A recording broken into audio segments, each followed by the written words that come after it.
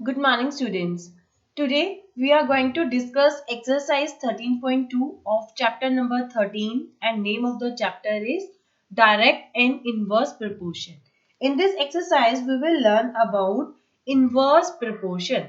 Now, what do you mean by inverse proportion? If one quantity increases, if one quantity increases leads to the decrease in another quantity, we can say that there are opposite relations. If one quantity increases, other quantity decreases, then there is a inverse proportion in these two quantities. Then there is a inverse proportion.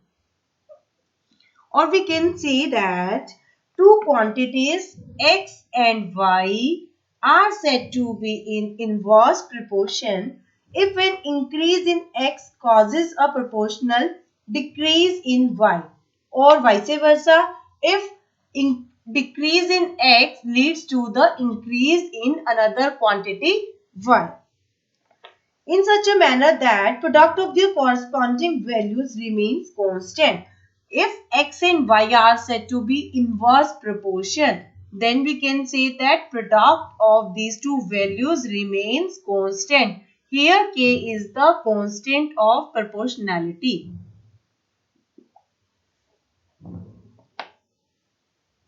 Then x and y are said to vary inversely.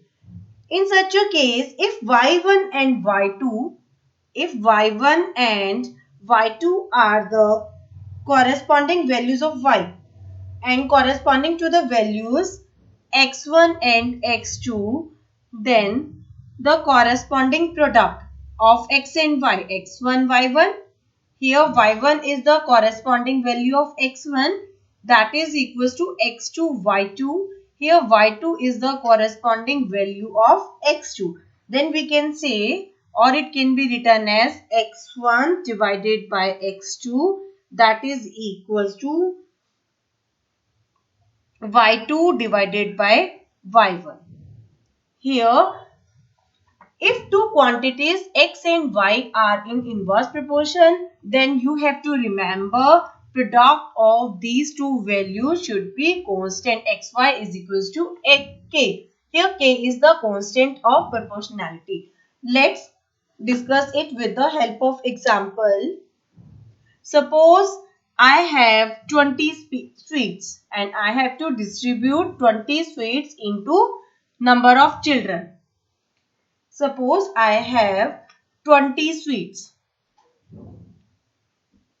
We have to distribute sweets in number of children. Suppose here we are taken number of sweets. Here we are taken number of children. If I distribute one sweet to per children, then how many children are there? 20. If there are 20 children, or you can say if there are 20 children, then each children get one sweet. If there are 10 children, then each child will get two sweets. If there are 5 children, then each child will get 4 sweets. Here we can see, as the number of children decreases, number of sweets will increase. Here number of children decreases from 20 to 10, 10 to 5. So number of sweets increases from 1 to 2 and 2 to 4. Here if one quantity decreases leads to the increase in another quantity. So there is a inverse proportion. And we know that in inverse proportion, product of values of x and y should be constant. Suppose it is x, it is y. If we multiply these two terms, x multiply y, 1 multiplied by 20 is 20, 2 multiplied by 10 is 20, 4 multiplied by 5 is 20. Here product of these two terms remains constant. So it is constant of proportionality. In such a way we can check whether there is a direct proportion or inverse proportion. If one quantity decreases, leads to the increase in another quantity. If there is a opposite relation, then we can say there is a inverse proportion. In another case, if one quantity increases, leads to the increase in another quantity. So there is a direct proportion. In this way, we can check direct proportion and inverse proportion. Let's start exercise 13.2 with question number 1. In this question, it is given to you x varies inversely y. Here, it is the sign of proportional. Inversely, that means 1 by y. Here, x varies inversely to y and y is equals to 60 when x is equals to 1.5. It is given to you. When x is equals to 1.5, then y is equals to 60. Now, you have to find out the value of x when y is equals to 4.5 and the value of y when x is equals to 30. Here it is given to you x varies inversely to y. So we know that if x varies inversely y, then the product of x and y is k, that is constant. It is given to you x is 1.5 and y is 60, that is equals to k. Now 1.5 can be written as 15 divided by 10 multiplied by 60 is equals to k. 0 is cancelled out with 0. 15 6 are 90. Here k is equals to 90. That means we can find the value of constant k. In first case, you have to find out the value of x. In first case, you have to find out the value of x when y is equals to 4.5 and k. Constant, we can find out the constant as 90. Now, we know that if x and y varies inversely, then xy is equals to k.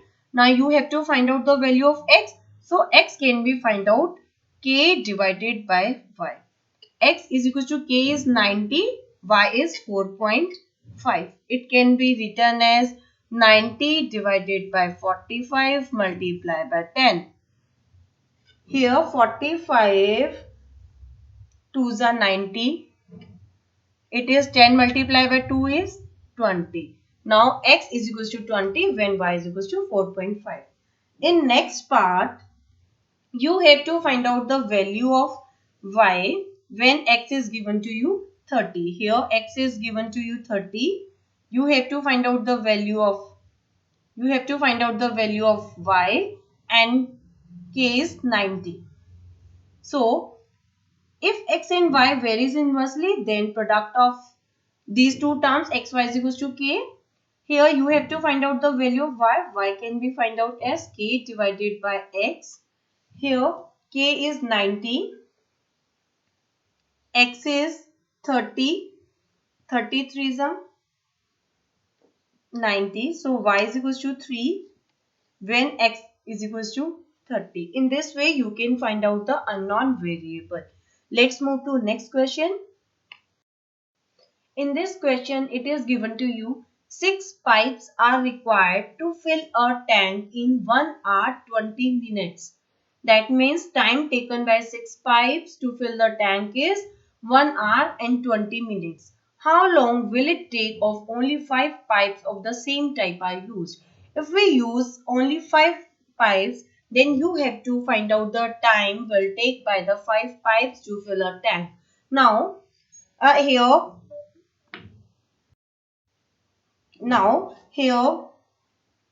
we know that 1 hour and 20 minutes can be written as 1 hour and 20 minutes we can convert into minutes. We know that in 1 hour we have 60 minutes and 20 minutes. 60 plus 20 is 80 minutes. Now we can take two columns, number of pipes and time taken.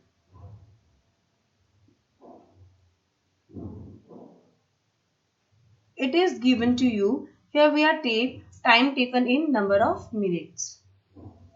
it is given to you, if we are use 6 pipes, then 6 pipes can take time 1 hour 20 minutes, or you can say 80 minutes to fill the tank. If we decrease the number of pipes 5, then how long will it take to fill the tank? Let it take 5 minutes to fill the tank. Here, as the number of pipe decreases, so the time taken by the pipe will increase. Here, as number of pipe decreases, so number of time taken by this pipe will increase. So there is a case of inverse proportion. As we know that if there is inverse proportion, then the product of these two corresponding values are equal. Here 6 multiplied by 80, that is equals to 5 multiplied by 5. Here x1 y1 is equals to x2 y2. You have to find out the value of 5. So it can be written as 6 multiplied by 80 divided by 5 is equals to y. 5 ones are 5, 5 6 are 30, 16 6 are 96. Here 96 minutes will be taken by 5 pipes to fill the tank. Now we can convert 96 minutes into hours, as we can write it as 60 plus 36 minutes. We know that 60 minutes is equals to 1 hour. So 5 pipes will take 1 hour and 36 minutes to fill the tank. In this way, we can solve questions related to inverse proportion. Thank you.